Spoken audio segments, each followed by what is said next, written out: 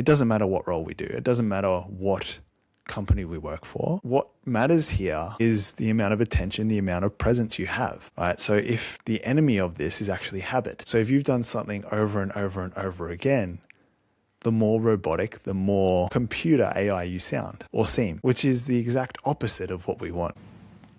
Welcome back to The Reset. I am Sean Tucker, human performance scientist and authority architect. We're here in the living lab, documenting the struggle, the science, and the shift for every high-performance dad and founder who is ready to bridge the gap between their ambition and their presence.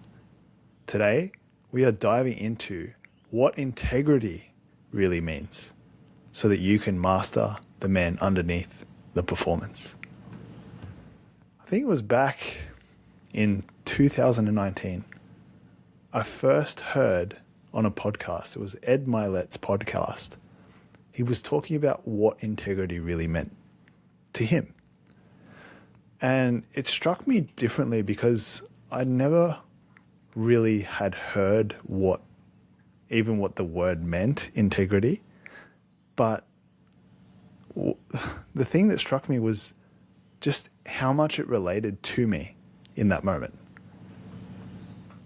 Integrity is the ability to have your words, your actions, your thoughts, your feelings, all happening in the same direction. That is what I define integrity as being.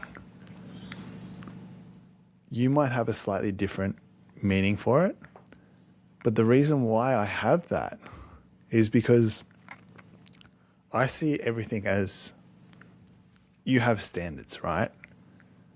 You have a way of being that is different to everyone else's way of being. And when it comes to integrity, this is really your character. This is really your attention to detail. This is really why people come to you and not someone else.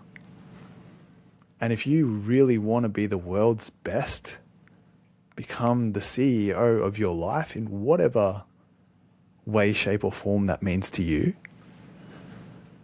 then look, integrity is the thing. It just is the thing for you to work on.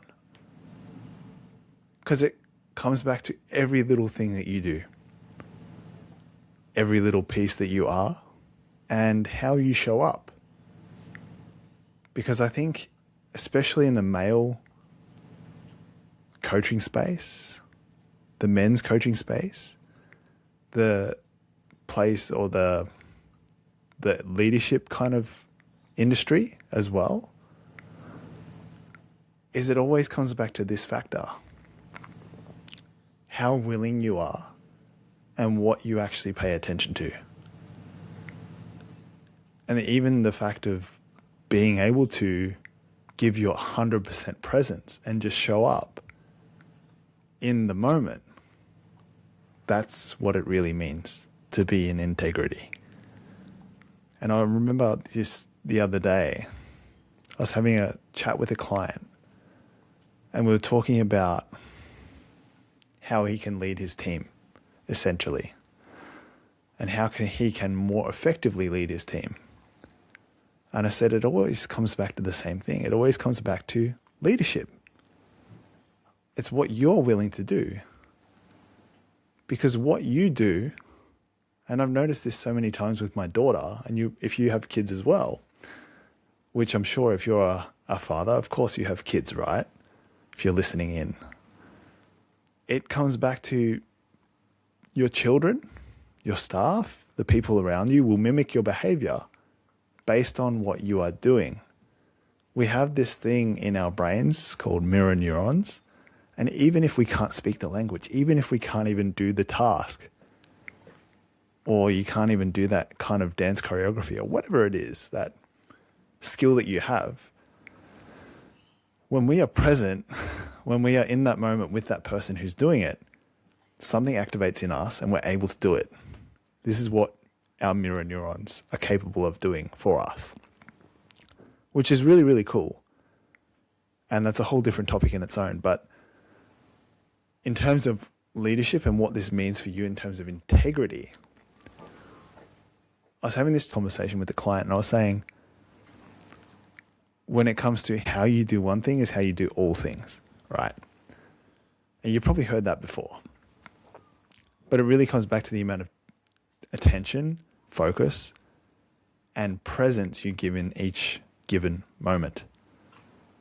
So I asked him, do you have someone clean your toilets or do you clean them yourself? How clean is the shop that you're running? Do you have someone come and clean it for you, or do you go ahead and show everyone that they are empowered to uphold the standards of the shop as well? Because if the person at the top of the food chain, the guy who's employing everyone, isn't doing any of the work, well, it goes to show that maybe, just maybe, that the employees won't take the lead and step in and do what they need to do what's necessary, because what's the incentive? There's no I in team. Having a team really just means that you show them how to do it in the best way possible.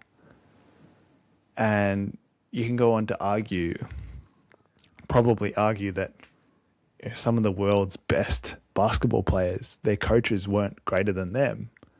Well, that's exactly true, but the level of integrity that they have when they say they're going to do something, that's what leads them. That's what drives them. That's what moves them and makes them the world's best. And it's quite interesting when you look at this, because let's just say, one of the shops that you work at is dirty, like the floor is just dirty. Or let's even just say, you're working at McDonald's and you really aim to be world-class in whatever you do. You first need to aim to be world-class in whatever role you're playing at McDonald's, right? And that might be that you're the world's best customer service person at McDonald's, the one that's no one's ever seen this level before.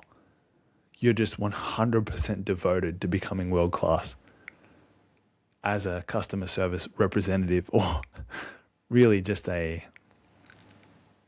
service person. Maybe it's drive-through, I don't know. Maybe it's just taking orders. But we have this thing that gets in the way when we are in this place, when we're in this state. It doesn't matter what role we do. It doesn't matter what company we work for. What matters here is the amount of attention, the amount of presence you have. Right? So if the enemy of this is actually habit. So if you've done something over and over and over again, the more robotic, the more computer AI you sound or seem, which is the exact opposite of what we want. Because for you to be world-class, there needs to be an element that is absolutely human. They're still trying their best. They're showing just that they're there. They're not absent, they're present. They haven't done this a million times, which makes them quick. No, they've done this a million times and it's made them more attentive than ever. And that's the difference between being world-class at something and really being someone who is great. Because it's having that attention to detail. It's knowing and trusting your body fully through that process, that they are very good, that your body is very good at doing that same task, that same repeated task. But it's bringing a level of awareness and attention to it at the same time. Because when you bring that world-class level of attention, that almost telescopic but also microscopic lens, you can see it really, really closely. You can see it really, really far. it means that people will start paying attention to what you're doing. And getting that attention just means that you have, I guess, the responsibility to show what's possible. And it's both exciting and terrifying at the same time, because there's a lot of potential anxiety that happens in those moments where your mind starts maybe doubting, but actually that is probably the space that is worthwhile being in, because if your mind is doubting, it means it's lacking evidence to support that you are the best. Right? My invitation here is lean in, go a little bit deeper, go a little bit more closer, and see what comes from it.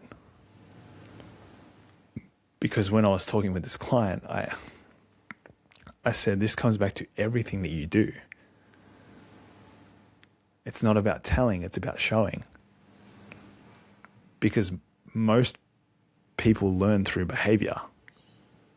They're not just learning what you're telling them. It doesn't just come through telling them, it comes through behavior and repeating the behavior. And this is why it's so hard for many people, especially I think in the coaching industry, really in anything actually, in the tradespeople industry as well. Like if you're a tradesperson, if you're a plumber or mechanic or whatever it is, having integrity means that your shop is also taking care of your own stuff, right? So don't be the mechanic that doesn't service their car, but then has the world's best service for anyone's car. You need to make sure that your cars are also serviced. And I guess to relate that to the plumber who fixes everyone else's pipes needs to make sure that their pipes are being taken care for as well, either by themselves or by someone else. But for the purpose of what I'm saying here, do it yourself first. Because leadership is going first. It is doing it first. It is showing what's possible when you pay absolute attention and you give that level of focus and attention to everyone else. So, integrity, work on it. It builds character and it continues to show up in many different ways. People will start paying attention. People will follow you and they don't even know why they're following you. So use that wisely. Use it with responsibility. Be aware of what kind of, I suppose, implications it can have, because it can feed you negatively too. It can feed you poison if you're unaware of what's in your environment. So if you have found this episode helpful, all I'd ask from you is to share it with one person. And that brings us to the end of today's episode of The Reset. If you're ready to stop being a passenger in your own life and start being the architect of your legacy, make sure you comment or reply to this video wherever you see it with the word reset, and I'll send you the 7-day reset guide. Because remember, most people wait for their life to change. We are the ones who architect the choice. Change your state, choose your life. I am Sean Tucker. I will see you in the next one.